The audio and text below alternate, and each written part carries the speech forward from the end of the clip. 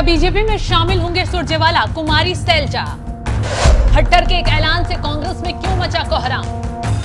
हरियाणा में चुनाव से पहले टुकड़े टुकड़े हुई कांग्रेस।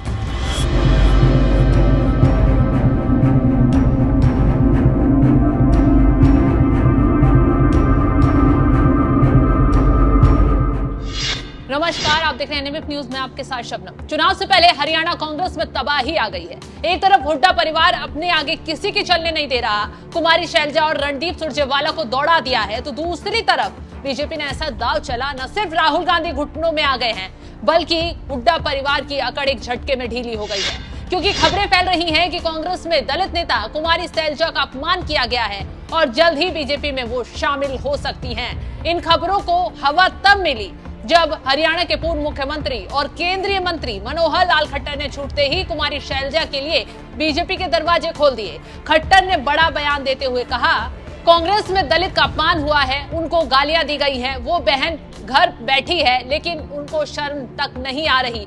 हमने कई नेताओं को अपने साथ मिलाया है और अगर सैलजा तैयार हैं तो हम उन्हें भी अपने साथ लेंगे। दरअसल बीजेपी इसलिए सैलजा के मुद्दे को भुना रही है क्योंकि हाल ही में कांग्रेस नेता ने ही कुमारी सैलजा का अपमान करते हुए घिनौनी बयानबाजी की। ये नेता भी हुड्डा गुट का बताया जा रहा है, लेकिन कौन है ये कांग्रेसी सामने नहीं आने दे रहे, जिससे कुमारी सैलजा का गुट पूरी तरह भड़क उठा है। इसके साथ ही आरोप ये भी लगाया जा रहा है कि आलाकमान की तरफ से हुड्डा गुट को टिकट बंटवारे में तरजीह दी गई, न सैलजा को पूछा गया न सुरजेवाला को। यही दो वजह हैं जिसमें कुमारी सैलजा ने कांग्रेस के प्रचार से दूरी बना ली है और तो और रोजाना अपने आवाज पर अपने समर्थकों को इकट्ठा कर रही है। भीड़ जुटाकर कांग्रेस आलाकमान को आंख दिखाने की कोशिश कर रही है, जिससे मैसेज आता दिख रहा है कि सैलजा चुनाव से पहले कोई बड़ा खेल करेगी, न सिर्फ आलाकमान बल्कि हुड्डा खेमे को भी सबक सिखाएंगी। तो ऐसे में अब बीजेपी ने भी ऐलान कर दिया है कि कुमारी सैलजा के लिए बीजेपी के दरवाजे खुले हुए हैं। सवाल यही है कि क्या बीजेपी में उनकी बातचीत चल रही है? क्या सैलजा का कांग्रेस से मोह भंग हो गया है? बहरहाल इन सवालों के जवाब भी जल्द मिल जाएंगे। खैर, जैसे ही ये खबर फैली वैसे ही भूपेंद्र सिंह हुड्डा की हालत खराब हो गई। तुरंत मीडिया के सामने बैठकर कुमारी सैलजा को बहन बताने लग गए। उनके खिलाफ बयानबाजी करने वाले नेता के खिलाफ एक्शन की बात कहते हुए नजर आए। देखिए, ये जो है सैलजा हमारी बहन है, सम्मानित नेता है।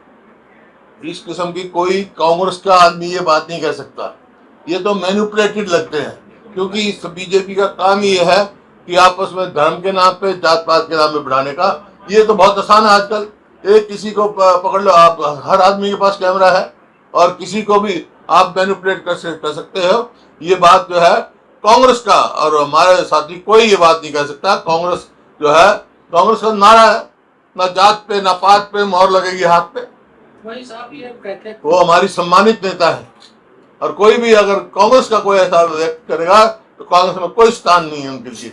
लेकिन ये तो मैनिपुलेट लगता है। अब समझिए क्यों कांग्रेस आलाकमान के साथ साथ पूरे हुड्डा परिवार की अकल ठिकाने लग गई है।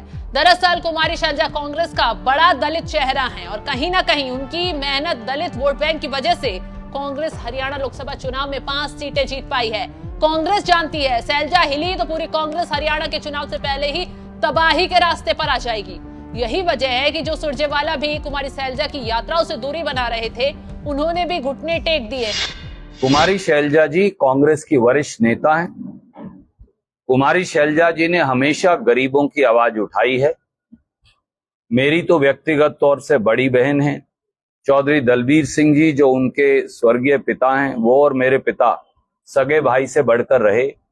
और आपने इस चुनाव में भी देखा कि मैंने सैलजा जी को कहा कि कुछ हलकों में आप मत जाइए, आपका भाई काम करेगा आपके लिए, और उन्होंने आने की जरूरत भी नहीं समझी और हम उन हलकों से जीत कर गई। उनके बारे में कोई व्यक्ति को, किसी व्यक्ति को पूरे प्रांत में अभद्र अनर्गल टिप्पणी करने का अधिकार नहीं है।